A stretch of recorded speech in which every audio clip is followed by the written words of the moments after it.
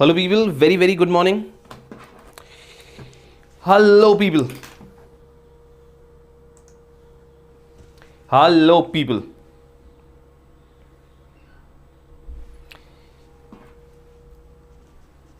Yes, very good morning. I guess Sunday is the day which gives you some energy so that Monday से वापस आप उसी जोश के अंदर आगे बढ़ सकें. Okay, so I hope that you're all charged up for a Monday session. You're all charged up for a Monday session. चलो कदम पढ़ाई की बात करेंगे थोड़ी सी. Are you all with me? Yup जल्दी से कदम सब लोग यहां पर आएंगे and then we'll start.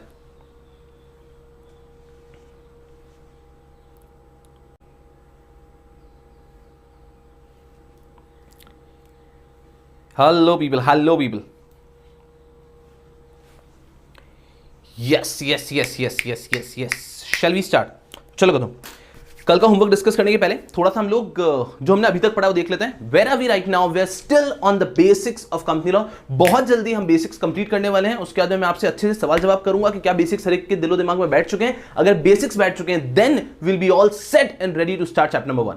आप देखोगे चैप्टर नंबर 1 आपको फिर केक वॉक लगेगा आफ्टर रीडिंग द बेसिक्स. चलो बेसिक्स में हमने क्या पढ़ा? सबसे पहले स्टार्ट किया था कि आखिर कंपनी के लिए इनकॉर्पोरेशन क्या होता है और डिसोल्यूशन क्या होता है. So we have started with the concept of incorporation and dissolution. We have read incorporation refers to the birth of a company. एक कंपनी का जो जन्म होता है दैट इज इनकॉर्पोरेशन. ठीक है. और उस कंपनी की अगर हम because company is artificial person तो उसका होती है perpetual succession, separate legal entity की वो कभी उसकी कभी डेथ ही नहीं होगी, वो चलता रहेगा. लेकिन अगर हमें कभी किसी को कंपनी को बंद करना है तो we have to ensure that the company has died with the due process of dissolution. और डिसोल्यूशन के पहले आपको एक पूरा कार्यक्रम करना होता है and that is known as winding up. So होता ऐसा है इनकॉर्पोरेशन कंपनी की लाइफ चलती है. जब हमें लगता है कंपनी को बंद करना है तो हमें पहले करना होता है winding up and then we have to go to the NCLT for dissolution order. So we are all together on this that जब कंपनी को इनकॉर्पोरेट करना है तो अथॉरिटी है आरओसी और जब कंपनी को डिसॉल्व करना है that time the authority is NCLT. I hope you are all with me on this. Okay तो ये हमारा बेसिक क्लियर है.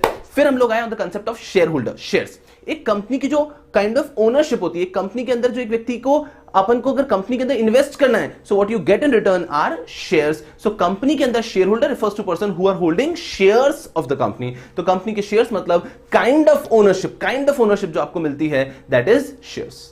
ओनरशिप जैसा जो होता है वो होता है शेयर होल्डर. तो शेयर होल्डर आर्टिफिशियल पर्सन भी हो सकते हैं, नेचुरल पर्सन भी हो सकते हैं. Share holder refers to those person who are holding shares of the company, जिन्होंने अपना हार्ड एंड मनी इन्वेस्ट किया है. People who have invested money in the company they are known as share holder. खत्म बात. जिन्होंने अपना पैसा invest किया है they are share holders. Clear हो गई बात? क्या ये शेयर होल्डर्स कंपनी को मैनेज कर सकते हैं? क्या ये शेयर होल्डर्स कंपनी को मैनेज कर लेंगे? क्या it is not possible because share holders बहुत ज्यादा होते हैं, वो कंपनी को मैनेज नहीं कर सकते. और उसी कारण से शेयर होल्डर्स अपॉइंट करते हैं डायरेक्टर्स को. फटाफट से 5 मिनट में क्विक रिकैप करो और फिर लेक्चर को स्टार्ट करेंगे. शेयर होल्डर्स अपॉइंट करते हैं किसको? डायरेक्टर्स को. So once share holders have appointed the directors are appointed, directors are all there, the directors have been appointed. फिर डायरेक्टर्स पूरी कंपनी का day to day management handle करेंगे and directors act करते हैं on the direction of share holders. Share holders के direction पे act करेंगे directors. ठीक है साहब, ठीक है. तो डायरेक्टर्स क्या है? डायरेक्टर्स हमारी कंपनी के वो लोग हैं जिनको शेयर होल्डर्स ने अपॉइंट किया है to manage the affairs of the company. तो कंपनीज एक्ट अगर हम पढ़ते हैं तो कंपनीज एक्ट में किसी भी एक्ट के लिए हमें कुछ 4-5 चीजें मिलेगी. जैसे कि कंपनीज एक्ट में हमें मिल जाएगा कि किसी भी व्यक्ति को अगर ये एक्ट करना है तो you to pass a board resolution, या फिर लिखा होगा कि ये एक्ट करना है तो you to pass a ordinary resolution, या फिर अगर आपको ये एक्ट करना है तो you have to pass a special resolution. ऐसा कुछ दिया होगा कंपनीज एक्ट में कि कोई भी काम करने के लिए आपको इनमें से कोई एक चीज पास करनी है. अगर बोर्ड रेजोल्यूशन लिखा गया है वहां पे मतलब due to pass a board resolution, board meeting और अमंग डायरेक्टर्स आप पास कर लेंगे. वहां लिखा गया ऑर्डर रेजोल्यूशन मतलब शेयर होल्डर्स मीटिंग लेकिन सिंपल मेजॉरिटी से. Votes casting in favour should be more than votes casted against. और वहीं अगर वहां पे लिखा है स्पेशल रेजोल्यूशन तो शेयर होल्डर्स की मीटिंग पे लेकिन वहां पे स्पेशल मेजॉरिटी चाहिए मतलब vote casted in favour should B 3 times of vote casted against. मुझे आप लोग बताओ कि जो शेयर होल्डर्स हमें स्पेशल रेजोल्यूशन या ऑर्डिनरी रेजोल्यूशन पास करना है लेकिन कुछ शेयर होल्डर्स जो मीटिंग में आए ही नहीं, या फिर कुछ शेयर होल्डर्स जो मीटिंग में तो आए लेकिन वोट नहीं किए, उन लोगों का मैं क्या करूं? जो लोग मीटिंग में आए ही नहीं या फिर मीटिंग में आए लेकिन वोट नहीं किए, उन लोगों का मैं क्या करूं? What we have to do with them? जल्दी बताओ मुझको कि जो लोग मीटिंग में आए ही नहीं या फिर आए लेकिन वोट नहीं किया, उन लोगों के साथ क्या किया जाएगा? उन लोगों के साथ क्या किया जाएगा? क्या करूं उन लोगों को कैसे कैलकुलेशन में लूं? जो लोग मीटिंग में आए ही नहीं या फिर आए लेकिन वोट नहीं दिए, उन लोगों को मैं कैलकुलेशन में क्या करूं? अरे संकेत कितने प्यार से कह रहे हैं इग्नोर। अरे इग्नोर कर दो, कोई मतलब ही नहीं है। उनको बोल दो कि हम आपको देख ही नहीं रहे। हमारे लिए क्या रेलेवेंट फिगर है to calculate whether ordinary resolution और special resolution has been passed और नॉट? How many people have voted in favour, how many people have voted against. Ignore मतलब देख ही नहीं रहे, हमें कोई मतलब ही नहीं है उन लोगों से। इग्नोर कंप्लीटली, बिकॉज हमें कोई लेना देना नहीं है। People who have voted against resolution हम देखेंगे। ओके, इतने लोगों ने रेजोल्यूशन के अगेंस्ट वोट किया है, फिर हम देखेंगे वोटेड इन फेवर। अगर कंपनीज एक्ट में कहा था कि इसके लिए ऑर्डिनरी रेजोल्यूशन पास करना है, then votes in favour should be simply more than vote casted against the resolution. लेकिन वहीं अगर कंपनीज एक्ट में ऐसा लिखा है कि आपको इसके लिए स्पेशल रेजोल्यूशन पास करना है, then votes casted in favour have to be 3 times as compare to vote casted against the resolution. Are you all with me on this? यहां तक हम देख चुके थे प्रमोटर एक ऐसा व्यक्ति होता है जो कंपनी के आइडिया को कंसीव करता है, जिसने कंपनी को स्टार्ट किया। ये लेमैन लैंग्वेज पड़ी, कंपनीज एक्ट के हिसाब से नहीं। जो कंपनी के आइडिया को कंसीव करके कंपनी को इनकॉर्पोरेट करने के लिए स्टेप्स देता है, लेकिन कंपनीज एक्ट कोई भी पावर प्रमोटर को देता नहीं। Power is with the shareholder और the directors, and that is why we saw all the companies, Tata बोलो, रिलायंस बोलो, इन सब लोगों ने खुद को शेयर होल्डर बना रखा है। चलो, इतना हमने। शुभम बहुत प्यार से कह रहे हैं कि ये जो लोग हैं ना जो मीटिंग में यार वोट नहीं किए, वो किसके लिए आए थे? इडली सांबर के लिए। चलो मुझे बताओ इन बेसिक्स पे पूरी क्लास मेरे साथ में। कहां से? तो बहुत आसान है, बहुत। ये तो हमारे ये बहुत आसान सर। एकदम अगर आप मेरे साथ में है तो मुझे बोलो थम्स अप एक बार। कहां से? यहां तक कोई तकलीफ नहीं है। अब आप आगे लेके चलो। यहां तक कोई तकलीफ ही नहीं है तो बोलो are you all with me up till here? तो फिर पहले कल का होमवर्क डिस्कस करेंगे and after you gonna go forth. फटाफट से मुझे बताओ कि यहां तक सब लोग मेरे साथ में है क्या? 100%? क्या नहीं सर? यहां तक तो कोई तकलीफ की बात नहीं है। जल्दी से give me thumbs up. Yes people. हाँ सर, यहां तक साथ में एकदम comfortable. Yup. Very good Ishita, Subodh, Anisha, Sampada, very good Rahul, very good Neha, Purva, Viraj, Sameer, very good Ishita, Jagruti, Saloni, Harshal, Diti, Rituja, Aditi, Tanvi, thank you so much. Perfect. चलो बताओ, बहुत बढ़िया। You to be interactive. होता क्या है, even if you giving a thumbs up या फिर आप यस नो कुछ भी लिख रहे हो ना, तो उससे आप लेक्चर के अंदर ज्यादा बंधे हुए रहते हो। बिकॉज जब लाइव लेक्चर होता है तो लाइव लेक्चर के तो अंदर हम भाई साहब क्या चल रहा है करके आपको खड़ा कर देंगे, लेकिन यहां पे हम आपको देख नहीं पा रहे हैं। Right? Are you understanding? So what you have to ensure is कि आप खुद को मोटिवेटेड रखें। Are we clear? चलो बताओ। Yes, people. Now let's discuss yesterday's homework. Yesterday I gave you 3 homework in particular. सबसे पहले बात की थी साइरस मिस्त्री और टाटा की। सब लोग यहां पे रहेंगे, एकदम सिंपल। सबसे पहले बात करते हैं साइरस मिस्त्री और टाटा साहब की। मेरा यहां पे एक पॉइंट है which I want to bring home. उस पॉइंट को बहुत जल्दी घर लेकर आएंगे। कौस्तुभ पाटिल पूछ रहे हैं sir strike off and dissolution same होता है क्या? नहीं कौस्तुभ, थोड़ा सा डिफरेंस होता है।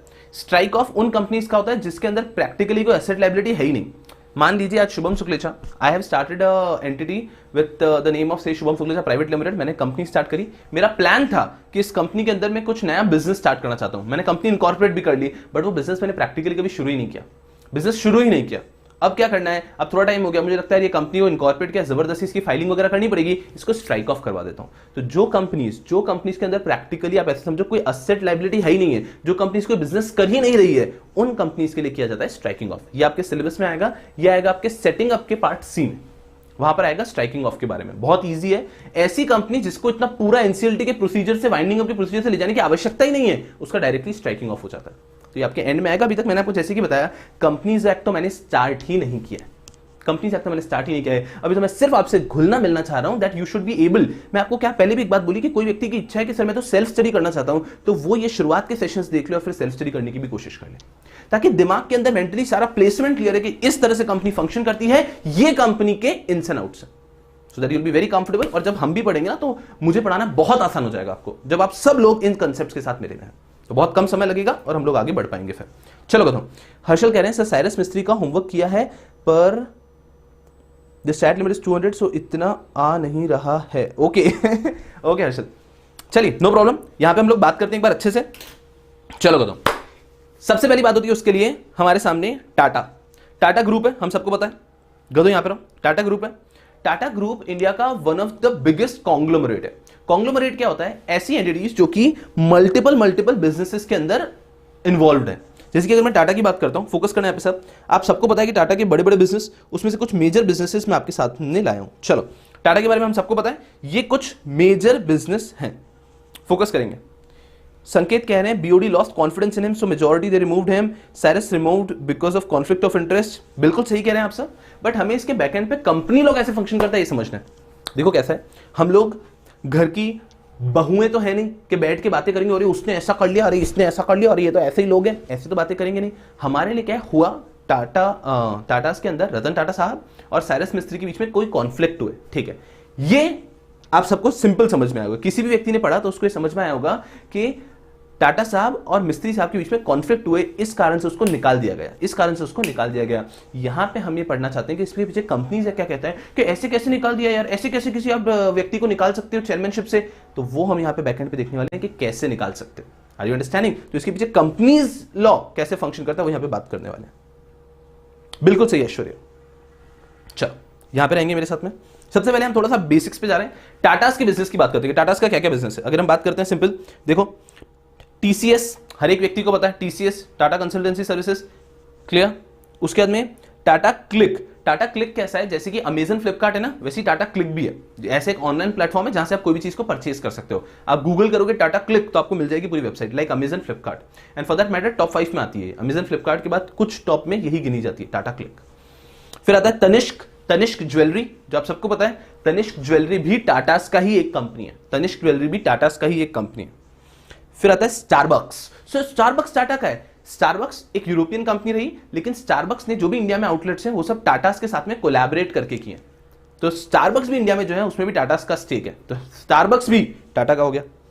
ताज hotels, Taj hotels of course I tell you, Asia का जो बेस्ट होटल है that is Taj Udaipur. Taj Udaipur is the best hotel of Asia. तो ताज जो है टाटास का एक और आउटलेट है, एक और बिजनेस है ताज ग्रुप, उसके अंदर एयर एशिया। फिर Tata oil mills company and Croma, Croma जो आपको पता है वो भी टाटास का है, आ भी क्लियर। उसके बाद में आते हैं हम लोग Tata teleservices limited, Tata Sky, Tata A N D मतलब ये इनका एरोस्पेस और डिफेंस का काम करते हैं। फिर Tata capital, Tata AIG, Tata steel, Tata Motors ये एक है जो आप सबको पता है।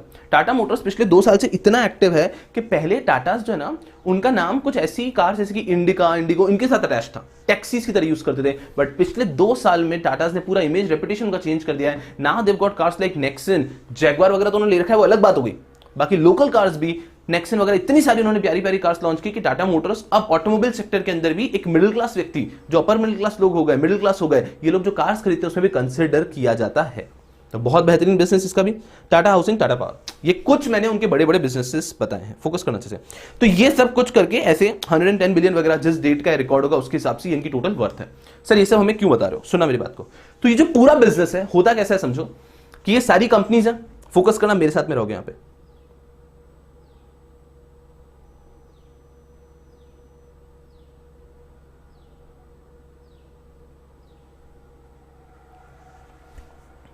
ध्रुव बह गए लगता है आप, बहुत बहुत आभार। सुनो कदम, यहां पे एक साथ मेरे साथ बने रहोगे 5 मिनट के लिए, कोई कमेंट वगैरह नहीं करेगा, अब यहां पे रहोगे मेरे साथ में, एकदम केयरफुली कंसेप्ट को दिल में उतरने दो, ये आपको समझ में आना चाहिए। तो कैसा होता है, ये सारी टाटास की कंपनीज है, मतलब सबकी सेपरेट लीगल एंटिटी है। मतलब आप समझो टीसीएस एक सेपरेट लीगल एंटिटी है, ताज होटल्स का एक सेपरेट लीगल एंटिटी है, इन सबकी सेपरेट, टाटा स्टील एक सेपरेट कंपनी है। Are you understanding? तो इन सबकी एक सेपरेट लीगल एंटिटी है, ठीक है। तो मतलब सर ये रतन टाटा साहब इन सबको कैसे चलाते हैं? रतन टाटा साहब क्या इन सबके ओनर हैं क्या? ये मैंने आपको पहले ही बताया कि एक शेयर होल्डर कभी भी ओनर नहीं होता, he is like a owner. तो सुनना भी कैसे मैनेज होती है, ये जो सारी कंपनीज हैं, ये जो सारी कंपनीज हैं, इन कंपनीज को होल्ड करती है एक कॉमन कंपनी। सुनना ध्यान से, फोकस करना बहुत अच्छे से, बहुत अच्छे से, बहुत अच्छे से फोकस करना। ये जो सारी कंपनीज है ना, इन सब कंपनीज को होल्ड करती है एक company, that company is known as, नाम बताओ मुझको कि कौन सी कंपनी जो इन सब कंपनीज को होल्ड करती है। यस पीपल, आप लोग पहले बताएंगे फिर मैं बताता हूं कौन सी वो कंपनी है जो इन सब कंपनीज को होल्ड करती है। देयर इज अ कंपनी जो इन सब कंपनीज के शेयर्स होल्ड करती है। समझो ध्यान से कैसा है, कैसे स्ट्रक्चर फंक्शन करता है। Tell me the name of the company if there is anyone who is aware, जल्दी से बोलो कि कौन सी कंपनी है। There is a name of a company, वो कंपनी जो है ना वो ये सबके शेयर्स होल्ड करती है। Not Tata trust. Tata trust क्या करती है, संकेत में बताऊंगा, उसका नाम भी अभी आएगा। करेक्ट राहुल, तन्वी परफेक्ट, हर्षल एकदम परफेक्ट। टाटा सन्स, सुना ध्यान से। सो टाटा सन्स जो कंपनी है उसने इन सबके शेयर्स होल्ड कर रखे। टाटा सन्स नहीं, ऐश्वर्या टाटा ट्रस्ट नहीं है। टाटा ट्रस्ट क्या है मैं बताऊंगा उस बारे में भी। So Tata sons is the holding company for all of these companies. कि टाटा जो है ना, टाटा सन्स करके एक कंपनी है, ये जो टाटा सन्स है इसने ये सारे कंपनी के शेयर्स होल्ड कर रखे। Are you understanding? सो इन सब कंपनीज के जो बहुत सारे शेयर्स हैं, थोड़े शेयर्स तो पब्लिक के पास भी हैं, बट इन सबके कंपनीज के बहुत सारे जो शेयर्स हैं वो शेयर्स होल्ड कर रखे टाटा सन्स ने। तो आप ऐसे समझ लो, टाटा सन्स मतलब पापा कंपनी। टाटा सन्स मतलब पापा कंपनी। इसी कंपनी के ये सारे इसके नीचे आती है, ये सारे कंपनीज, आप टीसीएस बोलो, टाटा मोटर्स बोलो, ये सब टाटा सन्स के नीचे आती है। Are you all with me? तो टाटा सन्स ने इन सबको होल्ड कर रखा है। चलो अब सुना मेरी बात को अच्छे से, मेरी बात को बहुत अच्छे से सुनना। यू के टाटा सन्स। अब सवाल आता है कि टाटा सन्स का ओनर कौन है, टाटा सन्स किसका है?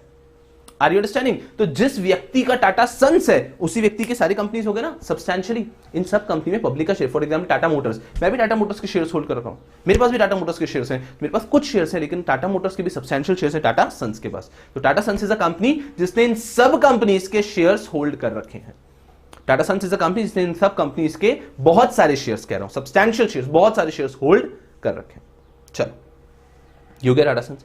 तो सवाल हमारे सामने ये आता है कि टाटा सन्स के शेयर होल्डर्स कौन है। अब ये सबसे इंटरेस्टिंग एस्पेक्ट है, फोकस करना है पे। That who are the share holders of Tata sons. Tata sons के शेयर होल्डर्स में सबसे पहला नाम आता है, sir are you able to read this? Are you all able to read this? Tata motors के शेयर होल्डर्स में सबसे पहला नाम आता है sir Dorabji Tata trust and sir Ratan Tata Trust are the two biggest shareholder of Tata Sons with a combined stake of around 50%. Around 50% of Tata Sons is held by two trusts. That is Sir Dorabji Tata Trust and Sir Ratan Tata Trust. मुझे बताइए दोराबजी टाटा कौन है? Sir Dorabji Tata कौन है? Sir Dorabji Tata कौन है? Focus करो जल्दी से। दोराबजी टाटा कौन है? जल्दी जल्दी बोलोगे। दोराबजी टाटा कौन है? कोई गूगल करने नहीं जाएगा, मैं कह रहा हूं अभी के भी जवाब दो। Who is Dorabji Tata? Who is Dorabji Tata? Who is Dorabji Tata? चल करो यहां पे मुझे आंसर दो बस। दोराबजी टाटा कौन है? दोराबजी टाटा कौन है?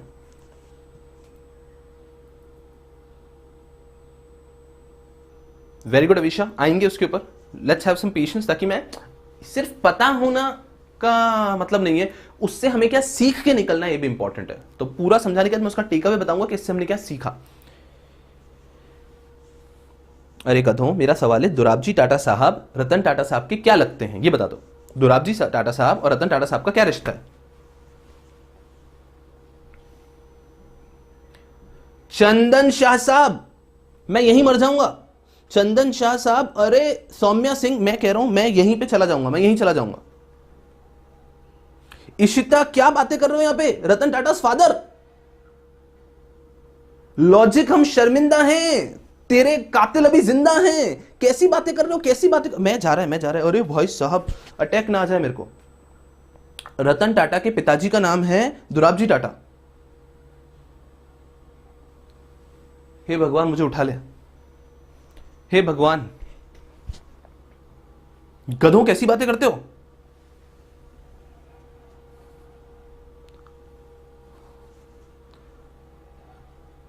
फिर जमशेदजी टाटा कौन है? नहीं, जमशेदजी टाटा कौन है? नहीं, इससे बढ़िया तो मुझे आपको कहना चाहिए था गूगल करके आ जाओ। जमशेदजी टाटा कौन है फिर? ठीक है चलो, तो रतन टाटा साहब के पिताजी का नाम कर दिया हमने दोराबजी टाटा। ओके, तो फिर जमशेदजी टाटा कौन है? जमशेदजी टाटा कौन है? अरे नहीं बताओ, जमशेदजी टाटा कौन है?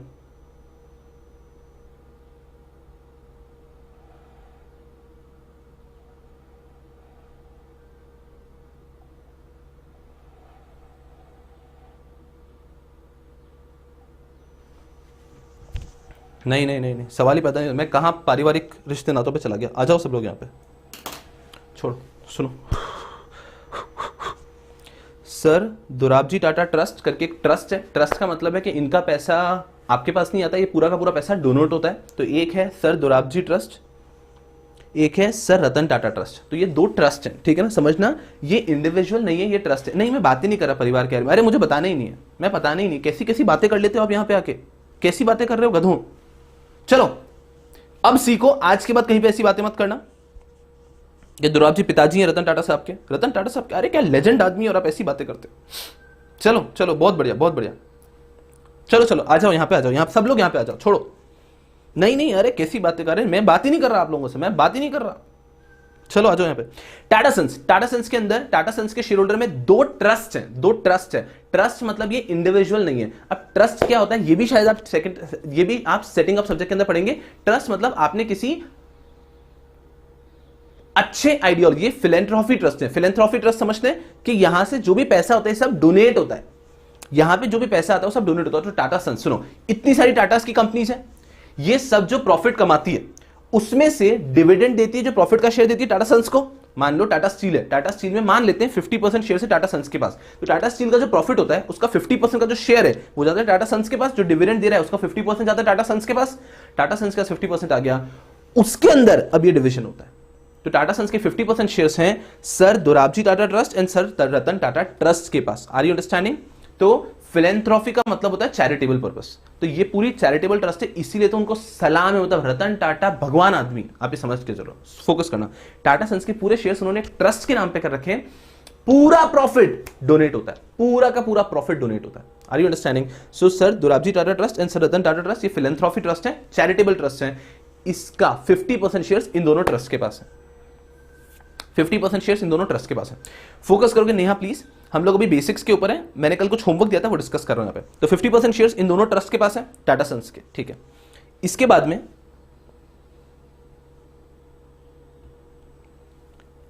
पलोनजी, शापुरजी, मिस्त्री, पारसीज हैं ये लोग ऊपर वाले, तो इसलिए आपको ऐसा लग रहा है। पलोनजी, शापुरजी, मिस्त्री is the largest individual shareholders with around 18% shares in Tata Sons.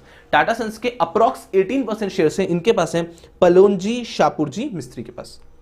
Pallonji, Shapoorji, मिस्त्री साहब के पास में 18% शेयर्स हैं। अब इसकी भी एक बहुत लंबी कहानी है, उसमें हम जाएंगे नहीं कि रतन टाटा साहब, मतलब टाटास में एक व्यक्ति था, उसके पास शेयर्स थे सारे, उसके पास सारे शेयर्स थे, और उसने एक एंगर में एक झगड़ा हुआ था, एक छोटा सा इशू हुआ था, और उसमें उसने सारे शेयर्स ये मिस्त्रीज को बेच दिए थे। ये 1935 के आसपास की बात है, तब की बात है, तब ऐसा होता, तो उन्होंने उस टाइम पे ये सारे शेयर्स मिस्त्रीज को बेच दिए थे, ऐसा। तो उस पर हम अभी बात नहीं करते, पारिवारिक मैटर है, छोड़ो। तो आज की तारीख में हम बात करते हैं एज ऑन डेट, जब ये पूरे रिकॉर्ड हुए थे डेटा, तो उस डेट के रिकॉर्ड के हिसाब से Pallonji, Shapoorji, Mistry is the largest individual share holder with around 18% shares in Tata sons. अब ये कौन है सुनना, Mr. Palonji's shareholding is divided equally between his two sons, Shapoor मिस्त्री एंड साइरस मिस्त्री। साइरस मिस्त्री के पिताजी हैं, ठीक है। तो उनका जो 18% शेयर्स है वो अगर ऑन पेपर देखते हो तो इक्वली इन दोनों बच्चों के, ठीक है। तो अगर हम साइरस मिस्त्री की इंडिविजुअल शेयर होल्डिंग की बात करते हैं तो वो तकरीबन 9% आ जाती है, बट प्रैक्टिकली मिस्त्री फैमिली देखते हैं तो वो तकरीबन 18% आ जाती है, ठीक है। तो टाटास के पास 50% है, भले वो पूरा का पूरा डोनेट करते हैं, लेकिन कंट्रोल तो उनका है। 50% कंट्रोल है तकरीबन टाटास के पास, और 18% कंट्रोल है मिस्त्रीज के पास। अभी 18% का प्रॉफिट पूरा मिस्त्रीज का होता है, लेकिन 50% का प्रॉफिट वो पूरा का पूरा डोनेट कर देते हैं, ठीक है। That is something different, but control 50% Tatas के पास, 18% मिस्त्रीज के पास। बचा हुआ हमारे काम का नहीं है, बचा हुआ अदर माइनर शेयर होल्डर्स है, दूसरे दूसरे छोटे मोटे शेयर होल्डर्स भी हैं। Are we understanding? Are we clear? Clear है हम लोग? सो ये हमारी बात होगी टाटा सन्स के बारे में। सुनना मेरी बात को ध्यान से। अब यहां से हमने क्या सीखा, सुनना मेरी बात को ध्यान से। क्यों, कैसे रतन टाटा साहब was able to kick out Cyrus Mistry? How was he able to kick out Cyrus Mistry? I guess you can understand. It really doesn't matter who has the power. The power rests with shareholders. और अगर हम यहाँ shareholders की बात करते हैं तो 50% shares किसके कंट्रोल में हैं? रतन टाटा साहब के। 50% शेयर्स किसके कंट्रोल में हैं? रतन टाटा साहब के। तो अगर आपके पास में 18, 20, 25% शेयर्स भी है, लेकिन आपसे ज्यादा शेयर्स 50% तक शेयर्स उसके पास है, तो उसके कंट्रोल पे चलेगी company. Are you all understanding the point? The point I want to bring home is that at the end, who is the strongest person? The strongest person is the shareholder. ये हो गई रतन टाटा साहब की बात। पैसा पूरा डोनेट कर रहा हूं, मेरी चॉइस है, बट कंट्रोल मेरे हाथ में, कंट्रोल मेरे हाथ में। मुझे लगता है कंपनी में कुछ गलत हो रहा है तो मैं वहां पे आ सकता हूं, इन्वॉल्व हो सकता हूं, मेरा डिसीजन ले सकता हूं। तो उन्होंने साइरस मिस्त्री को निकाल दिया। अब साइरस मिस्त्री को निकालने का केस बहुत आगे गया। NCLAT ने बोला कि आपने गलत तरीके से निकाला, उसको हम वापस लाएंगे। फिर वो केस सुप्रीम कोर्ट में, सुप्रीम कोर्ट में केस आज भी चल रहा है, सुप्रीम कोर्ट में केस आज भी चल रहा है। इससे हमने क्या चीजें सीखी? दो चीजें सीखी। पहली चीज सीखी कि भाई साहब अगर आप भले प्रमोटर है, फर्क नहीं पड़ता, आप प्रमोटर हो फर्क नहीं पड़ता, आपको होना पड़ेगा सब्सटैंशियल शेयर होल्डर। अगर आप सब्सटैंशियल शेयर होल्डर है तो आप कुछ भी कर सकते हो, अगर बहुत सारे शेयर है तो आप कुछ भी कर सकते हो। अगर यहीं पे आप समझो टाटास के पास 18% शेयर्स होते हैं, टाटास के पास 18% शेयर्स होते हैं और मिस्त्री साहब के पास 50% शेयर्स होते हैं, तो वो निकाली इम्पॉसिबल था। जो मिस्त्री साहब बोलेंगे वो होगा। भले कंपनी बनाई थी टाटास ने, फर्क नहीं पड़ता, चलो भाई साहब बाहर, तो बाहर होना पड़ेगा टाटास को। This is how it functions. So who's the strongest person? That is the shareholder, and that is why generally promoter ensures कि 50% तक का शेयर होल्डिंग उसके पास रहे। प्रमोटर हमेशा इंश्योर करता है कि 50% का शेयर होल्डिंग उसके पास रहे, बिकॉज कंपनीज एक्ट प्रमोटर को काउंट ही नहीं करता है। पूरा का पूरा वजन दिया गया है किसके हाथ में? किसके हाथ में? शेयर होल्डर के हाथ में। That is the point. तो दो चीजें सीखी, एक चीज ये, दूसरी चीज कि भाई साहब ये रतन टाटा साहब देव मानुस है, भाई साहब भगवान आदमी है, भगवान आदमी, इज्जत। मतलब trust me, whenever you're buying a product, if at all you have an option that you can prefer Tata's का product over any other product, 110% prefer Tata का product। मतलब मैं आपको क्या कह रहा हूं, आज के लेक्चर से सीख के जाना, आप कहीं भी कुछ परचेजिंग करने जा रहे हैं और आपके पास ऑप्शन है कि आप टाटा का भी प्रोडक्ट ले सकते हो, किसी और का प्रोडक्ट ले सकते हो, तो 100% टाटा का प्रोडक्ट लो। क्यों? ये मैं आपको सिखा रहा हूं।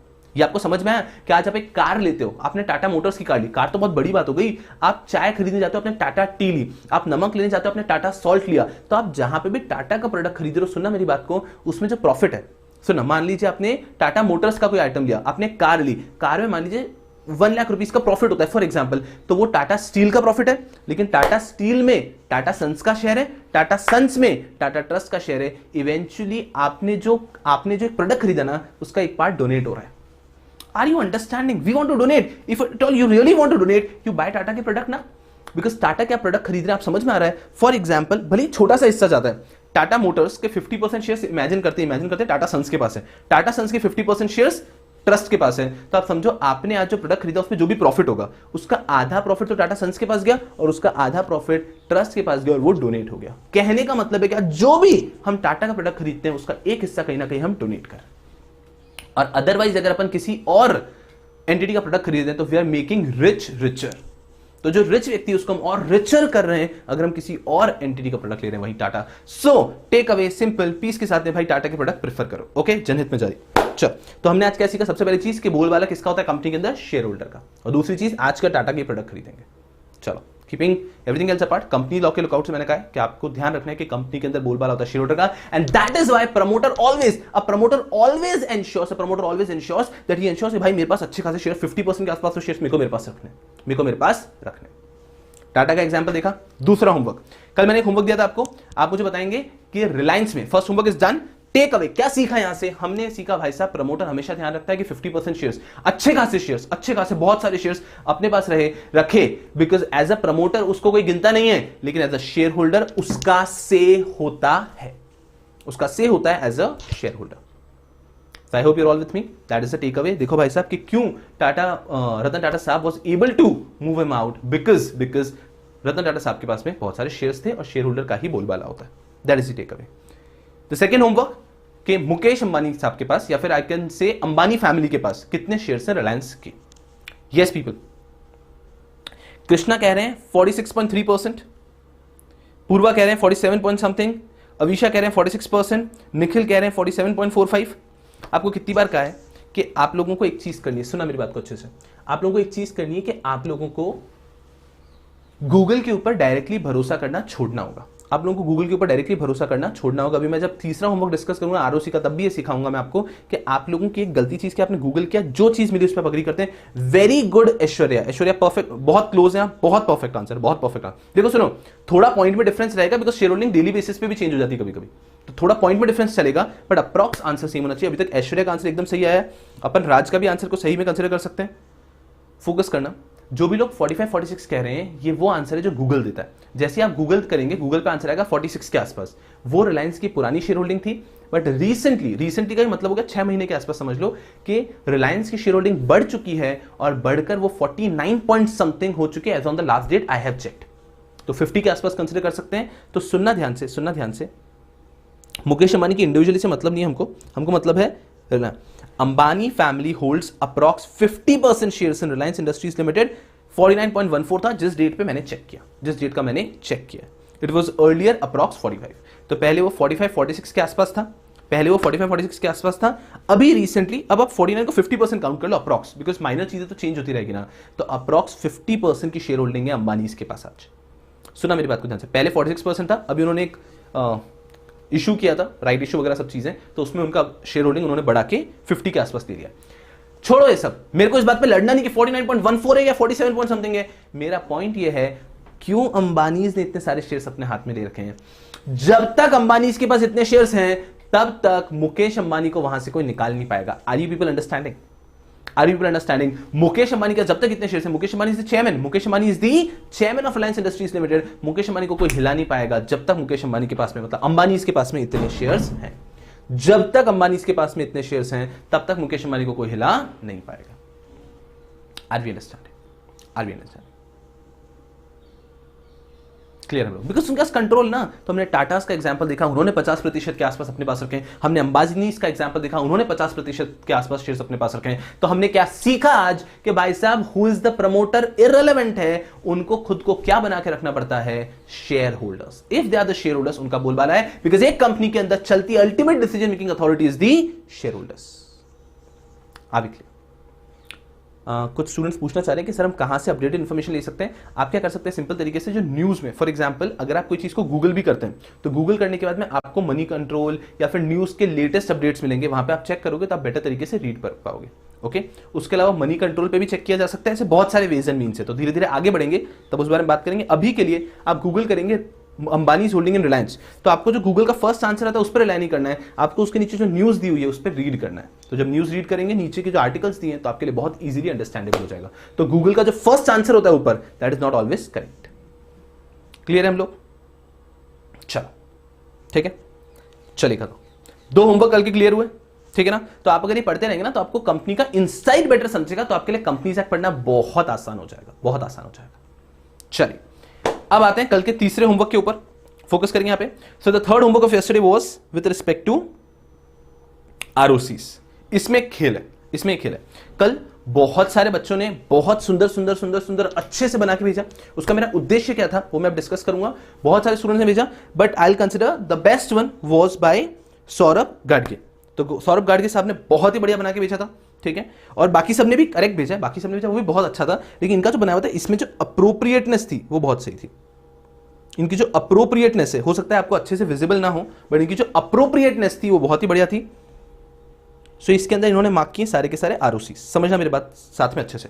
अब मुझे बताओ आप लोग, सब लोग यहां पे रहो, मुझे बताओ इंडिया में कितने आरडी हैं? इंडिया में कितने आरडी हैं? आरडी कितने इंडिया में? आरडी कितने हैं इंडिया में?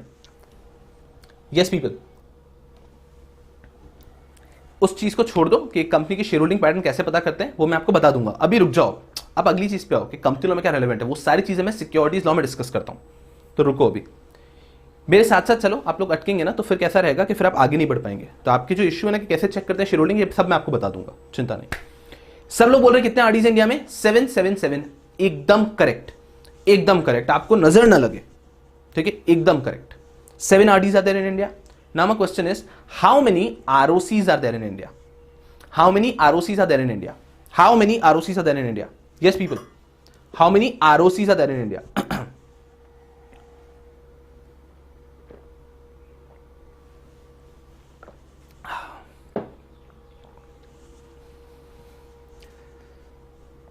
हे भगवान, अभिनव, पूर्वा, कौस्तुभ, सौम्या, जो लोग 25 बोल रहे हैं ना,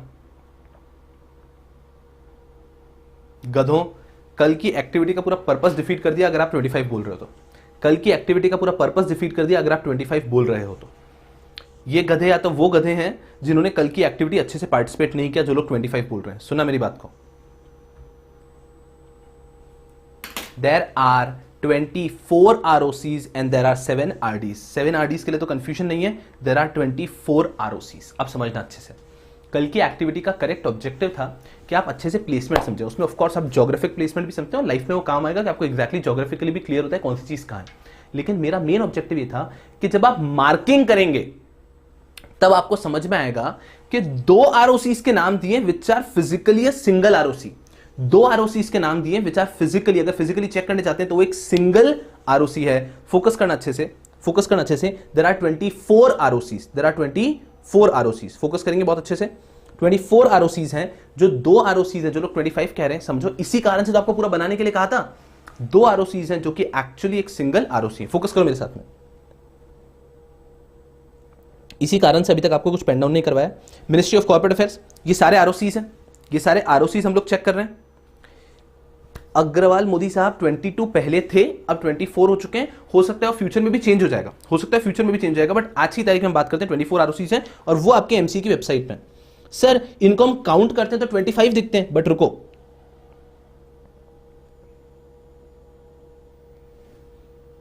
हिमाचल प्रदेश का आरओसी कहां है देखो, Shri Shyam Sundar, registrar of companies cum official liquidator, that is okay. First floor corporate Bhavan, plot number 4B, sector 27B, Chandigarh, Chandigarh में आ गया, ठीक है। फोकस करना,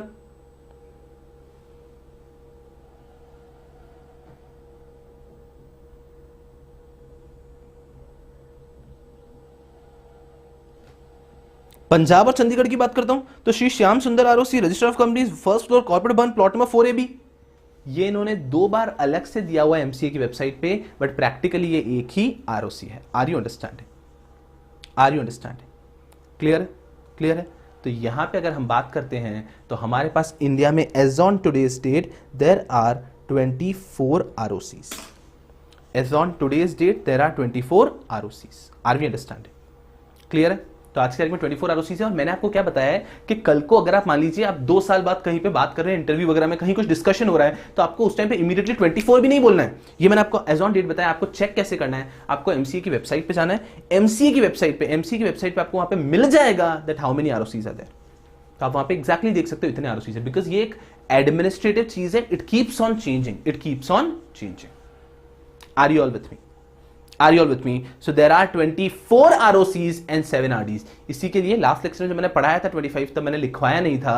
आपको ध्यान रखना, अगर किसी व्यक्ति ने लिख लिया था उसको कट करके 24 कर दे, तो ऑब्जेक्टिव था कि आप एक एक जब प्लेसमेंट करोगे, अरे गधों मैप में प्लेसमेंट करते टाइम तो चंडीगढ़ 2 बार आ रहा है, दिखेगा ना, दिखेगा ना, चंडीगढ़ में 2 बार कैसे मार्क कर रहे हो? So you have to understand, आज की तारीख में there are 24 ROCs. Are we clear? And as you all know that Maharashtra में 2 आरओसी है, बट दोनों है मुंबई में अलग है और पुणे में अलग है, तो 2 आरओसी काउंट होंगे। तमिलनाडु में भी 2 आरओसी, तो 2 आरओसी काउंट होंगे। Are we clear? So we have 24 ROCs in India. Are we clear? Are we clear? तो ये जो आरओसी की लिस्ट है, it keeps on changing. And second चीज, इसके लिए कभी परेशान नहीं होना है कि अगर आप ड्यूरिंग द बैच या फिर बाद में जब आप पढ़ रहे हैं तब आपको वेबसाइट पे ज्यादा एक्स्ट्रा आरओसी दिख गए। एज ऑन डेट हम एमसीए की वेबसाइट पे देख रहे हैं, ये आरओसी से एमसीए की वेबसाइट के हिसाब से, सिंपल। तो ये एडमिनिस्ट्रेटिव है, ये कम ज्यादा कभी भी हो सकते हैं, ये कम ज्यादा कभी भी हो सकते हैं। बिकॉज अगर मान लीजिए एमसीए को लगता है कि नहीं यार यहाँ पे भी कॉर्पोरेट ग्रोथ है, यहाँ पे एक और आरओसी रखना है, तो वो एक और आरओसी रख देंगे। This is simply administrative decisions. But how you have to understand is कि if it all you have to income, मतलब आपकी कंपनी है तो आपकी कंपनी का जुरिसडिक्शन कौन से आरओसी के पास है आपको देखना है, तो आपके एरिया का आरओसी कौन है, आप उसके पास जाके। For example I am deciding इन पुणे, तो पुणे में अगर कोई भी कंपनी है तो वो that is regulated by ROC of Pune. Are you all with me? Are you all with me? विराज देखते हैं, हो सकता है हम अभी फॉलो कर रहे हैं एमसी की वेबसाइट के हिसाब से। So these were 3 homeworks. Very good, Saurabh.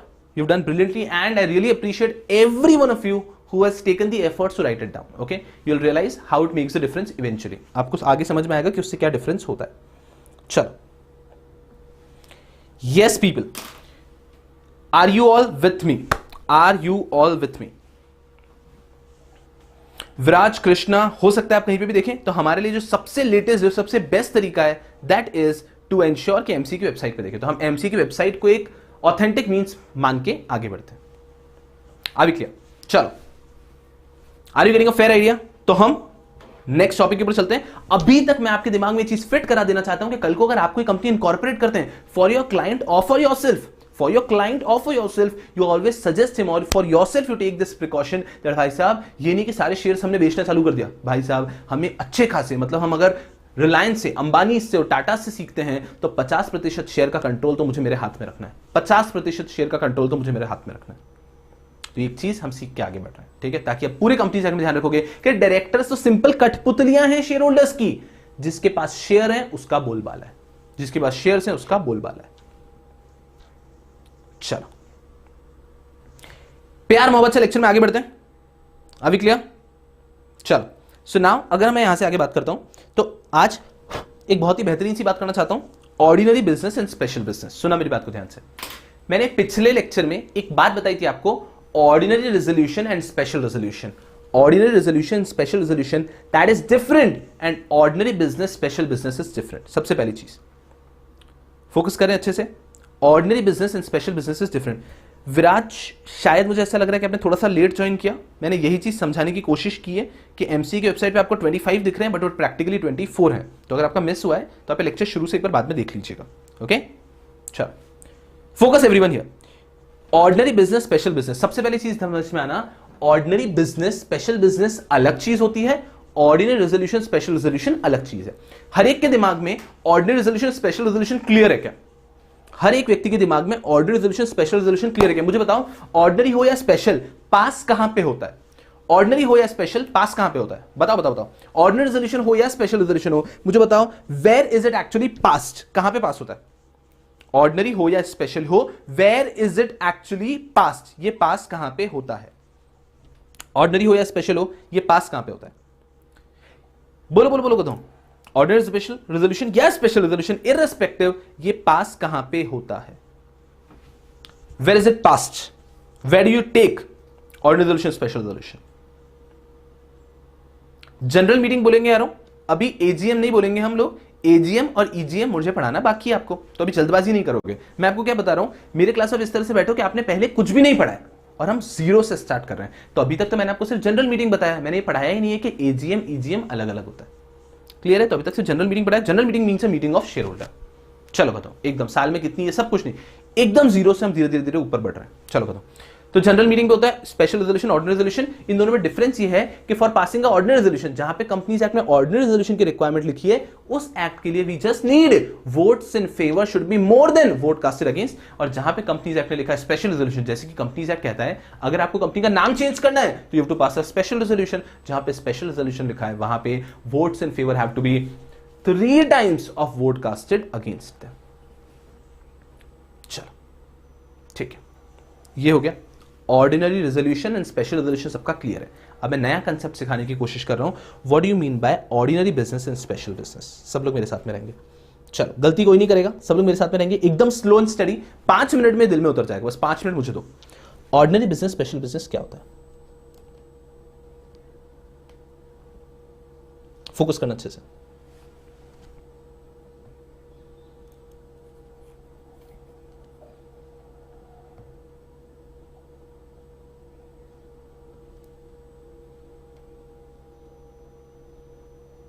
Business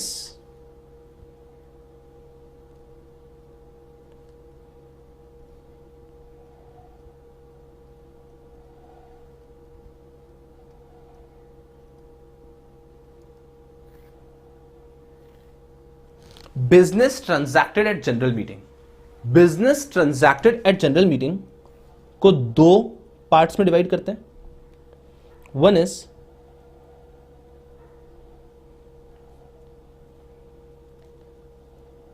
ordinary business and one is special business. अब सुनना मेरी बात को, यहां पे बिजनेस वर्ड का मतलब क्या है, सुनना अच्छे से।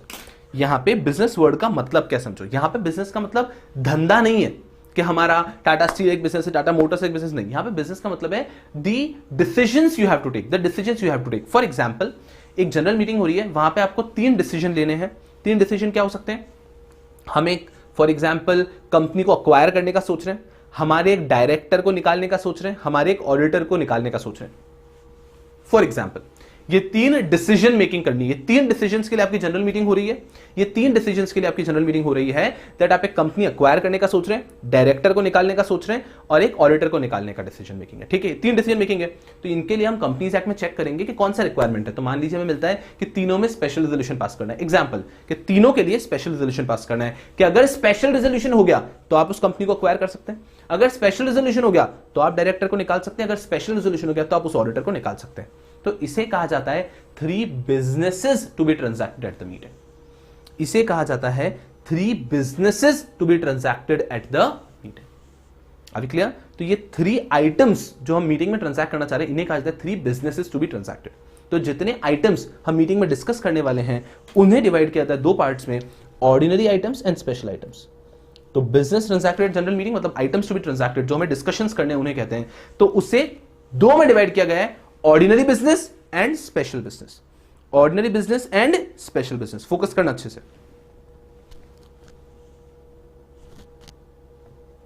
मुझे 5 मिनट दोगे दिल में उतर जाएगा, बस बने रहो यहां पे बिल्कुल केयरफुल तरीके से। ऑर्डिनरी बिजनेस, कंपनीज एक्ट का कहना है कि ये 1,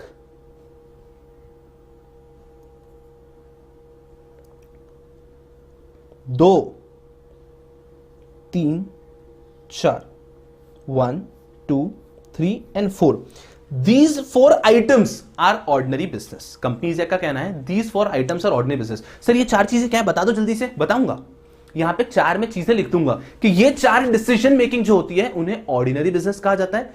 इसके अलावा कोई भी डिसीजन मेकिंग की that will be considered as special business. सुनना ध्यान से, एनी अदर बिजनेस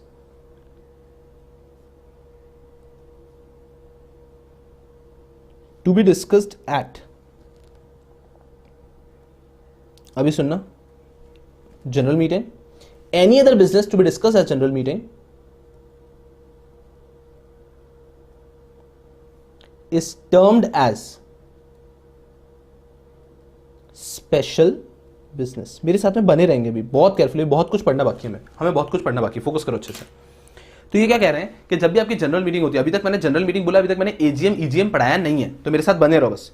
जब भी आपकी जनरल मीटिंग हो रही है, जनरल मीटिंग मतलब meeting of share holder, meeting of share holder, जब भी शेयर होल्डर्स की मीटिंग हो रही है उस पर अगर ये 4 चीजें डिस्कस कर रहे हो, उस पर अगर ये 4 चीजें डिस्कस कर रहे हो तो उसे कहा जाता है ऑर्डिनरी बिजनेस। और इन चारों के अलावा अगर कुछ भी डिस्कस कर रहे हो उसे कहा जाता है स्पेशल बिजनेस। मेरे साथ बने रहो, 2 मिनट में पूरी लिंकिंग लगेगी। ये 4 चीजें अगर डिस्कस करें तो उसे कहा जाता है ऑर्डिनरी बिजनेस। इन चारों के अलावा अगर हमने कुछ भी डिस्कस किया तो उसे कहा जाता है स्पेशल बिजनेस। ठीक है सर। सर ये बाइफर्केशन क्यों है? सुनना सर, ये बाइफर्केशन क्यों है? क्यों है ये भेदभाव? ये भेदभाव इसलिए है, इफ एट ऑल आप मीटिंग कंडक्ट कर रहे हो और उस पर सिर्फ ये 4 ऑर्डिनरी बिजनेस डिस्कस कर रहे हो, अगर आपने एक जनरल मीटिंग कंडक्ट की, सारे शेयर होल्डर को बुलाया और वहां पर सिर्फ ये 4 ऑर्डिनरी बिजनेस से डिस्कस किए, देन कंपनी को, सारे शेयर होल्डर्स को देना होता है नोटिस ऑफ मीटिंग। मतलब कंपनी अपने सारे शेयर होल्डर्स को देती है नोटिस ऑफ द मीटिंग कि ये मीटिंग का नोटिस है, ये आपको मीटिंग इस दिन इतनी बजे इतनी तारीख पे मीटिंग है, आपको पधारना है। सुनना ध्यान से, अगर आप अपनी मीटिंग पे सिर्फ ये 4 चीजें डिस्कस कर रहे हो तो कंपनी को अपने सारे शेयर होल्डर्स को देना है नोटिस ऑफ द मीटिंग कि भाई साहब आपको मीटिंग में आना है, हम ये 4 चीजें डिस्कस करने वाले हैं। सुनना ध्यान से। लेकिन अगर मीटिंग के ऊपर ये 4 के अलावा आप कोई भी और आइटम डिस्कस कर रहे हो तो वो स्पेशल हो जाएगा। स्पेशल बिजनेस के लिए कंपनी को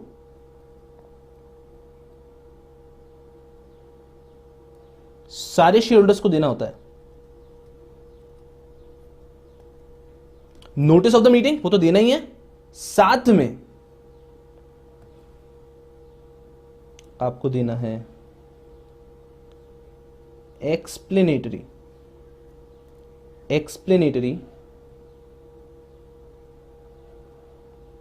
स्टेटमेंट। मेरे साथ बने रहेंगे, अभी दिल में उतरना बाकी है। सुनना मेरी बात को ध्यान से, मेरी बात को अच्छे से सुनना, फोकस करना बहुत अच्छे से, बहुत अच्छे से, एकदम बेसिक्स पे हम लोग अभी। कंपनी अगर कभी भी जनरल मीटिंग कर रही है, उस जनरल मीटिंग में अगर ये 4 आइटम डिस्कस कर रहे हैं, सर ये 4 आइटम्स कौन से हैं बताऊंगा, ये 4 अगर आइटम्स डिस्कस कर रहे हैं ना तो you have to just give a notice कि सुनो ये नोटिस है, मीटिंग में आ जाना। ये नोटिस है, मीटिंग में आ जाना। भाई साहब क्या उस नोटिस में क्या लिखा होता है? मीटिंग का टाइम, डेट, प्लेस, वेन्यू सब कुछ लिखा होता है। मेनली 3 चीजें होती है, टाइम, प्लेस, डेट। अरे आप सिंपल समझो ना, ये it is a kind of invitation कि अब मीटिंग है, आपको आना है। किसी भी इनविटेशन में आपके घर पे शादी का कार्ड आता है, आप क्या देखते हो भाई साहब? अरे कौन सी डेट का है? अरे ओके 25 तारीख का। अरे हाँ मैं फ्री हूँ 25 तारीख का। कितनी बजे है? शाम को 8 बजे। बहुत बढ़िया। कहाँ पे जाना है? इस XYZ लॉन्च में जाना है। अरे हाँ पास में, ये चले जाएंगे। अरे बहुत बढ़िया। आपको मतलब भी नहीं है भाई साहब शादी किसकी है, कौन शादी, कहाँ की शादी, कोई मतलब नहीं है। अब शादी कार्ड पे 3 चीजें देखते हो बस, कहां पर है, लोकेशन, वेन्यू, कौन सी डेट को है और कौन से टाइम पे, दिन का खाना है, रात का खाना है, भाई साहब ये तो देखोगे ना, तो आपके लिए बस ये 3 चीज रेलेवेंट है। ऑफ कोर्स अपने क्लोज रिलेटिव की बात नहीं करो, किसी शादी की कार्ड है तो आपके लिए कोई भी इन्विटेशन में you take example of any invitation, in any invitation these 3 things are relevant. So notice is nothing but an invitation for the general meeting कि हे शेयर होल्डर हमारी मीटिंग है आओ।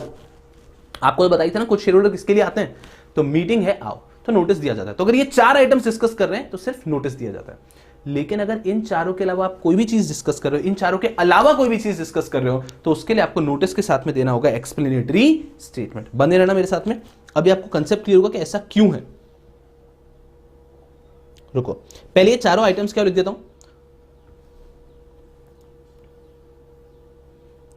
बने रहना यहां पे, बहुत इजी जाएगा। 4 आइटम्स क्या है,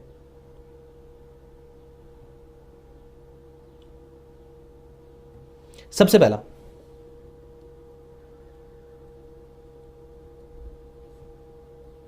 consideration of financial statements,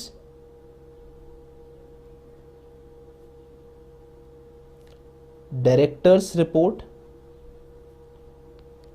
and auditor's report। मेरी बात को बहुत अच्छे से समझना, दिल में उतरेगा, बस बने रहो आप। ऑडिटर्स रिपोर्ट, ये पहला आइटम हो गया।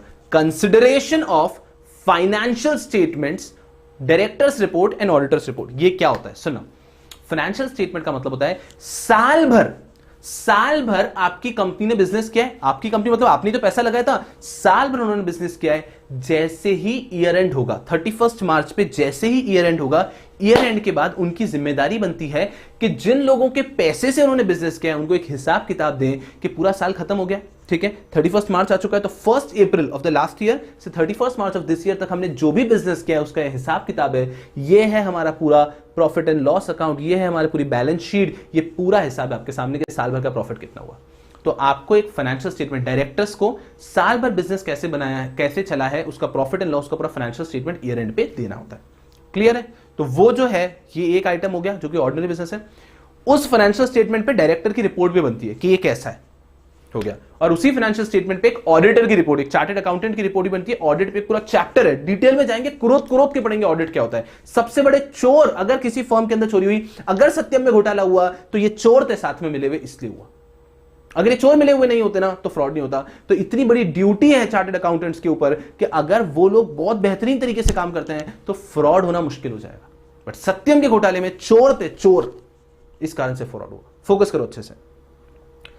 सो फाइनेंशियल स्टेटमेंट्स, उसके ऊपर बोर्ड रिपोर्ट और उसके ऊपर आपकी ऑडिटर्स रिपोर्ट। चलो ये सब होगा, ये ऑर्डिनरी बिजनेस है, पहला ऑर्डिनरी बिजनेस। दूसरा ऑर्डिनरी बिजनेस हो गया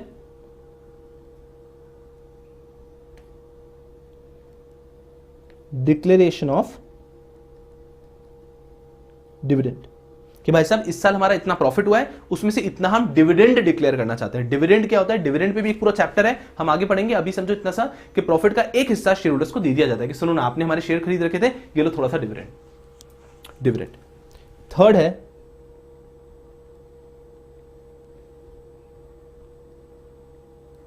appointment of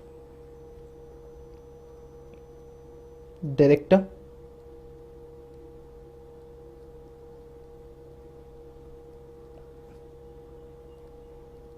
in the place of retiring director. अभी ये समझा नहीं पाऊंगा, आगे आपको एक बहुत भारी कंसेप्ट पढ़ाऊंगा मैं आपको, जिसमें आप दीवाने हो जाओगे। दीवाने मतलब भागोगे इधर उधर। वो बहुत बेहतरीन सेक्शन है, उसके अंदर होता है एक रोटेशन ऑफ डायरेक्टर। सारे डायरेक्टर्स को रोटेशन करना होता है, उसमें डायरेक्टर्स को रिटायर किया जाता है। आगे पढ़ेंगे तो आप समझिए, अगर कोई भी डायरेक्टर रिटायर हो रहा है, उसकी जगह आप किसी डायरेक्टर को अपॉइंट कर रहे हैं, तो ये भी ऑर्डिनरी बिजनेस है। और सेम आता है, लास्ट सिमिलर पॉइंट आता है appointment and fixing the remuneration of auditor. ये जो ऑडिटर होता है इसका काम है, पूरा चैप्टर आता है, ऑडिट पढ़ोगे आप दीवाने हो जाओगे ऑडिट पढ़ते रहे। अरे इधर उधर भागोगे, इतना भारी कंसेप्ट है ऑडिट का कि भाई साहब लॉ मेकर्स ने, लॉ बनाने वाले ने कितना भरोसा रख के ये ऑडिट का कंसेप्ट बनाया था। इतना भरोसा रखा है कि पूरी कंपनी में फ्रॉड हो रहा है नहीं हो रहा है, सिर्फ एक व्यक्ति पे डिपेंड करता है। एक व्यक्ति सूत्रधार है, सूत्रधार समझते हैं कि व्यक्ति दोनों को ज्वाइन करता है, डायरेक्टर्स को और शेयर होल्डर्स को। अरे आपको पता है, एक क्वेश्चन का जवाब देना मेरी बात को एकदम केयरफुली। जब एक शेयर होल्डर्स होते हैं ना, उनको अपनी कंपनी में फ्रॉड ना हो, इसके ऊपर सबसे ज्यादा रिस्क किससे है कि सबसे बड़े चोर कौन निकल जाएंगे, डर किससे है कि कौन फ्रॉड ना कर लें। शेयर होल्डर्स जब आज किसी कंपनी में पैसा लगाते हैं, मैं आज येस बैंक के शेयर खरीदता हूं तो मुझे पता है सबसे ज्यादा डर किससे लगता है कि ये फ्रॉड ना हो जाए, कौन फ्रॉड कर सकता है, सबसे ज्यादा डर किस चीज का लगता है? सोचो, मुझे जवाब दो कि सबसे ज्यादा डर किस चीज का लगता है जब आप एक कंपनी के शेयर्स खरीद रहे हो? जब एक कंपनी के शेयर्स खरीद रहे हो सबसे ज्यादा डर किस चीज का लगता है? सबसे ज्यादा डर किस चीज का है? चोर कौन निकलते हैं? डायरेक्टर्स ही चोर निकलते हैं ना। सबसे ज्यादा डर इस चीज का है कि डायरेक्टर्स चोर निकलेंगे। और सुनो कि हमें अगर डायरेक्टर को क्रॉस चेक करना है तो हम एक व्यक्ति को अपॉइंट करते हैं कि तू सुनिए, डायरेक्टर जो काम कर रहे हो सही से कर रहे हैं कि नहीं कर रहे हैं, चेक कर। वो व्यक्ति कौन होता है? ऑडिटर। अगर ऑडिटर और डायरेक्टर मिल लिए तो मिलके शेयर होल्डर्स को बेच के खा जाएंगे, उनकी कंपनी का पूरा लॉस हो जाएगा, जिसका बेस्ट एग्जांपल है हमारे सामने सत्य। दोनों चोर मिल लिए, बात खत्म। फिर तो शेयर होल्डर्स को भी पता ही नहीं चलेगा ना, वो फाइनेंशियल स्टेटमेंट में जो लिख के दे देंगे, ऑडिटर ने साइन करके दे दिया, हम तो मासूम शेयर होल्डर मान लेंगे ना। ओ कंपनी में इतना प्रॉफिट है, और इतना प्रॉफिट है, वाजीवा। बिकॉज हमें तो पता ही नहीं है ना, ये डायरेक्टर ने रिपोर्ट बनाई, डायरेक्टर ने फाइनेंशियल स्टेटमेंट्स बनाए, साथ में अपनी रिपोर्ट दे दी और ऑडिटर ने साइन करके दे दिया। तो सबसे बड़े चोर यही लोग होते हैं जिससे हमें ध्यान रखना था। विंडो ड्रेसिंग कहते हैं, करेक्ट उसको सबूत। आएंगे इसके ऊपर धीरे धीरे चैप्टर में, चलो अभी बिल्कुल भावुक नहीं होंगे। चलो अब लॉजिक समझो इसका क्या है। ये चार होते हैं ऑर्डिनरी बिजनेस। क्या है चार ordinary business? Consideration of financial statement के हर ईयर एंड पे जो फाइनेंशियल स्टेटमेंट आते हैं वो, डिक्लेरेशन ऑफ डिविडेंड के डिविडेंड कंपनी डिक्लेयर करना चाहती है तो, appointment of director and appointment of auditor. ये चार ऑर्डिनरी बिजनेस है। ये चार अगर आप अपनी जनरल मीटिंग पर डिस्कस कर रहे हैं, तो आपको कोई एक्सप्लेनेटरी स्टेटमेंट देने की जरूरत नहीं है, सिर्फ नोटिस दे दो चलेगा। लेकिन इन चारों के अलावा आप कोई भी चीज मीटिंग में डिस्कस करें तो आपको एक एक्सप्लेनेटरी स्टेटमेंट देना होगा। इन चारों के अलावा अगर आप कोई भी चीज डिस्कस कर रहे हैं तो आपको एक एक्सप्लेनेटरी स्टेटमेंट देना होगा। लॉजिक समझो किस चीज का है। ये चार चीजें हैं, ऑब्वियस चीजें जो कि मीटिंग में होने ही वाली है। मेरी बात को अच्छे से समझना, दिल में उतरेगा कंसेप्ट। ये चार चीजें क्या है? ये चार चीजें हैं दोज ऑब्वियस थिंग्स जो मीटिंग में डिस्कस होने ही वाली है। अरे आप जो मीटिंग कर रहे हो, सुनना, आप जो मीटिंग कर रहे हो उसमें हमें साल भर का हिसाब तो दोगे ही ना। अब रुको, इसमें एक चेंज कर रहा हूं, जो मैं पढ़ाऊंगा आपको अगले लेक्चर में। इस जनरल मीटिंग के यहां पे मैं लगा रहा हूं ए,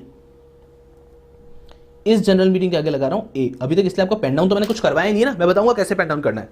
हर कंपनी को साल में एक एनुअल जनरल मीटिंग करनी होती है, तो साल में एक मीटिंग करना अनिवार्य है, उसे कहा जाता है एनुअल जनरल मीटिंग। सर कोई कंपनी एक से ज्यादा कर सकती है क्या? हाँ, लेकिन फिर वो एनुअल जनरल मीटिंग नहीं कहा जाएगा, उसको कहा जाएगा एक्स्ट्राऑर्डिनरी जनरल मीटिंग। तो हर एक कंपनी को साल में एक एनुअल जनरल मीटिंग करनी है, और इसके अलावा वो साल में कभी भी second meeting, third meeting, fourth meeting करना चाहती है तो उसको कहा जाता है एक्स्ट्राऑर्डिनरी जनरल मीटिंग। ये मैं अगले लेक्चर में पढ़ाने वाला हूं। अभी समझो, साल में आपकी एक मीटिंग हो रही है, वो तो क्यों हो रही है? इसीलिए तो हो रही है कि साल भर का हिसाब आप ले सको डायरेक्टर से, डायरेक्टर्स डिक्लेयर कर सके आपका डिविडेंड, उसके बाद में डायरेक्टर्स को अपॉइंट कर सको आप और ऑडिटर को अपॉइंट कर सको। तो ये चार तो ऑब्वियस चीज है। तो इसके लिए आपको सिर्फ इतनी सी बात बताने की जरूरत है, सुनना, इसके लिए आपको इतनी सी बात बताने की जरूरत है कि मीटिंग हो रही है, आ जाना। आपको बताने की जरूरत नहीं मीटिंग में क्या डिस्कस कर रहे हो, because these are obvious things. लेकिन इसके अलावा अगर आप कोई भी इंपॉर्टेंट चीज डिस्कस कर रहे हो इन चारों के अलावा, तो उसके लिए आपको एक्सप्लेनेटरी स्टेटमेंट देना होगा। मेरी बात को समझना। इमेजिन करो कि हम लोग डेली सुबह 11 बजे मिलते हैं कंपनी लॉ के लेक्चर के लिए, ठीक है? कल भी हम लोग कंपनी लॉ का लेक्चर लेने वाले हैं, 11 बजे मिलने वाले हैं, ठीक है? तो मैं आपको क्या बोलूंगा कि कल 11 बजे लेक्चर है, आ जाना। मुझे कुछ और इन्फॉर्मेशन देने की जरूरत है क्या? नहीं, बिकॉज जो ऑर्डिनरी, जो ऑब्वियस चीज है वही चल रही है। बट वही समझो कि मैं एक सिक्योरिटीज लॉ का लेक्चर भी लेना चाहता हूं। मेरी इच्छा है कि सिक्योरिटीज लॉ का भी एक लेक्चर ले लेता हूं मैं आपके लिए, एक लेक्चर ले लेता हूं जिसमें सिक्योरिटी लॉ कोई भी एक टॉपिक पढ़ा देता हूं मैं आपको, ठीक है? और मैंने कहा कि शाम को 8 बजे आ जाना, तो मेरे को पूरा बताना पड़ेगा कि शाम को 8 बजे आ जाना, मैं आपको सिक्योरिटीज लॉ का टॉपिक पढ़ाने वाला हूं, एक सिक्योरिटी लॉ का लेक्चर लेने वाला हूं, तो शाम को 8 बजे आ जाना। So my point is this is a special thing. ये ऑर्डिनरी थोड़ी है, नॉर्मल रूटीन के हिसाब से थोड़ी कर रहे, कुछ अलग कर रहे हैं। तो अगर आप इन चार ऑब्वियस चीजों को छोड़ के कोई भी चीज कर रहे हो, तो उसके लिए आपको शेयर होल्डर्स को देना होता है explanatory statement. Now why is it important? Understand. मुझे एक क्वेश्चन का जवाब देना, 5 मिनट और लूंगा, लेक्चर थोड़ा सा एक्सटेंड हो रहा है, 5 मिनट और लूंगा। सुनना, मुझे एक क्वेश्चन का जवाब दो। आज जब जनरल मीटिंग होती है, सारे शेयर होल्डर्स जाते हैं क्या? आज जब जनरल मीटिंग होती है सारे शेयर होल्डर्स जाते हैं क्या? मुझे बताओ।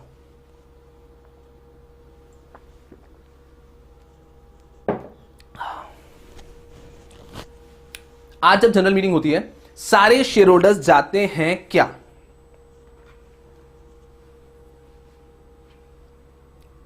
नहीं जाते, सब लोग कह रहे हैं नहीं जाते। अरे शेयर होल्डर तो लगता है कि क्या है, यही तो करेंगे क्या कि फाइनेंशियल स्टेटमेंट जो है ना वो दिखाएंगे हमको, वो तो हमें बाद में भी मिल जाता है, उसके बाद में ये डायरेक्टर को अपॉइंट करेंगे, ऑडिटर को अपॉइंट करेंगे, यही सब तो करते हैं। नहीं जाना हमको, नहीं जाना हमको, सुना मेरी बात को, नहीं जा रहे। तो शेयर होल्डर्स ये सोच के जाते ही नहीं है। पता चला शेयर होल्डर्स मीटिंग में नहीं गए और उस मीटिंग में उन्होंने कंपनी का नाम ही चेंज कर दिया, उन्होंने कंपनी का नाम ही चेंज कर दिया। तो शेयर होल्डर लगेंगे कि यार ये कोई बात होती है क्या? आप अगर कोई नई चीज डिस्कस कर रहे थे तो आपको हमें नोटिस में लिख के देना चाहिए था ना कि इस जनरल मीटिंग में हम ये चीज भी डिस्कस करने वाले हैं, तो हम आ जाते। तो शेयर होल्डर्स को एक कंप्लेन होती थी, इस कारण से कंसेप्ट बना कि सुनो ना, अगर आप ये 4 ऑर्डिनरी बिजनेस डिस्कस करो तो ये तो आप हर जनरल मीटिंग में करते हो, तो हमें नहीं भी बताओगे तो चलोगे, बस बता दो कि मीटिंग आ जाएंगे। लेकिन इन चारों के अलावा अगर कोई भी चीज कर रहे हो तो नोटिस के साथ में एक एक्सप्लेनेटरी स्टेटमेंट देना, उसमें आप लिख के दो कि आप क्या क्या ट्रांजैक्शन करने वाले हैं। That is the logic, simple logic, कि भाई साहब अगर आप यही चीज करो तो सिर्फ नोटिस दे दो, हमें आना है तो आएंगे, नहीं आना है तो नहीं आएंगे। लेकिन अगर आप इन चारों के अलावा, ये तो ऑब्वियस चीज है ना, इसके अलावा कोई भी खास चीज कर रहे हो, कोई कंपनी को अक्वायर कर रहे हो, कंपनी का नाम ही चेंज कर रहे हो, ऐसा कुछ भी कर रहे हो, तो भाई साहब हमें पहले से बता देना, ताकि फिर हम एक डिसीजन लेंगे कि हमें मीटिंग अटेंड करनी है या नहीं करनी है। तो मीटिंग के नोटिस के साथ में हमें बता देना कि इस मीटिंग पे आप एक्स्ट्रा आइटम क्या क्या डिस्कस करने वाले हैं। Are we clear? So it is very easy that if at all at the annual general meeting, you're just going to discuss the ordinary business. If you're just going to discuss the ordinary business, हमें सिर्फ notice दे दो चलेगा। लेकिन अगर ordinary business के साथ में, इसके साथ में आप कुछ और डिस्कस कर रहे हो, तो भाई साहब हमें नोटिस के साथ में लिख के दो कि आप ये एडिशनल चीज पे डिस्कस कर रहे हो। तो अकॉर्डिंगली हम लोग डिसाइड करेंगे कि आना है या नहीं आना है। Are you understanding? अगर आपको दिल में उतर गया ना लॉजिक क्यों लाया था, ये तो आपके लिए बहुत आसान है कि क्या हो रहा है मीटिंग में, ये चारों चीजें, इससे नोटिस दे दो चलेगा। आप कल कोई कंपनी के सीएस हो, आप जनरल मीटिंग कंडक्ट कर रहे हो, जनरल मीटिंग क्या डिस्कस हो रहा है, ये 4 चीजें, कह रहे सबको पता है चारों डिस्कस होते हैं, सिर्फ नोटिस दे दो चलेगा। ओके, इस बार ये इंपॉर्टेंट एस्पेक्ट भी डिस्कस हो रहा है कि रुको रुको रुको, नोटिस के साथ में एक लाइन में लिख के दो प्रॉपर पैराग्राफ में कि इस मीटिंग में अंदर ये भी डिस्कस होने वाला है, and that is known as explanatory statement. Are we clear? Clear है हम लोग? नेहा का एक सवाल है, sir alteration of AOA shareholders ही करते हैं? जी हाँ, शेयर होल्डर्स ही करते हैं, बट हम वहां पे जाएंगे भी, बहुत समय है उसके अंदर। अभी simple, are you understanding? Ordinary business, special business, सबसे पहले एक दिमाग में क्लियर रखना, ऑर्डिनरी रेजोल्यूशन, स्पेशल रेजोल्यूशन एकदम अलग कंसेप्ट है। ऑर्डिनरी बिजनेस, स्पेशल बिजनेस एकदम अलग कंसेप्ट है। ऑर्डिनरी रेजोल्यूशन, स्पेशल रेजोल्यूशन एकदम अलग, ऑर्डिनरी बिजनेस, स्पेशल बिजनेस एकदम अलग। तो दिमाग में उसको मिक्स मत होने देना। Are we clear? Are we clear? Are you all with me? ठीक है, तो यहां पे आज का लेक्चर मैं रोकता हूं। कल के लेक्चर की शुरुआत में मैं वापस आपको पढ़ाऊंगा ऑर्डिनरी बिजनेस, स्पेशल बिजनेस। कल के लेक्चर की शुरुआत में वापस पढ़ाऊंगा ऑर्डिनरी बिजनेस और स्पेशल बिजनेस, फिर हम लेक्चर में आगे बढ़ेंगे। मुझे लगता है हमारा बेसिक्स पे तब खत्म हो जाएगा। जैसे ही बेसिक्स खत्म होता है फिर आएगा मजा, फिर हम भिड़ेंगे towards chapter number 1। Are we clear?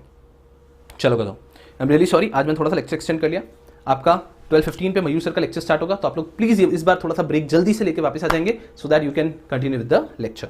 ठीक है, so the lecture is over, you people can go head. Thank you so much for nice patience and that will be all for this lecture. Okay, and जो भी मैं आपको sheets है ना, ये सब मैं आपको दूंगा, जो टाटा सन्स का है, अंबानी, ये सब मैं आपको दूंगा, ताकि जब आप कुछ महीनों बाद भी रिवाइज कर रहे होंगे तब आपको याद रहेगा कि हाँ ये हमने इस तरह से पढ़ा था।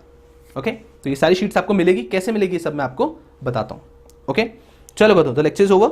अगर कोई भी व्यक्ति मुझसे कुछ पूछना था तो पूछ सकता है। साहिल पूछ रहे हैं, सर रेम्यूनरेशन मीनिंग, रेम्यूनरेशन का मतलब होता है साहिल सैलरी समझ लो, उनको जो पैसा मिलने वाला है।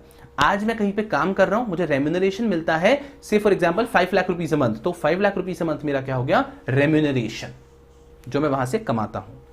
ठीक है, ओके। ऐश्वर्या, बस यही गलती आपको नहीं करनी है, ये मैं कल पढ़ाने वाला हूं। जो ऐश्वर्या अभी सोच रहे थे ना, अब सुनो मैंने क्या बोला, स्पेशल रेजोल्यूशन, ऑर्डिनरी रेजोल्यूशन यहां पे रखा, स्पेशल बिजनेस, ऑर्डिनरी बिजनेस यहां रखा।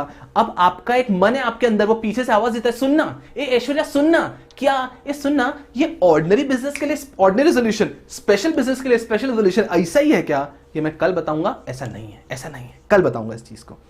तो ये थॉट एक बार दिमाग में आने दो आज दिन भर में, और कल मजा आएगा, तब कल इस थॉट को हम कंप्लीट करेंगे। अभी बता दूंगा तो मजा नहीं आएगा। Are we clear? Are we clear?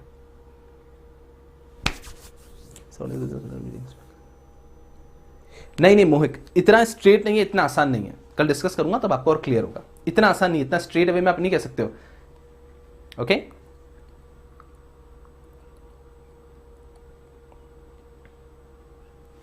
Neil, you can have a word at the academy office. I'm not exactly aware about these things.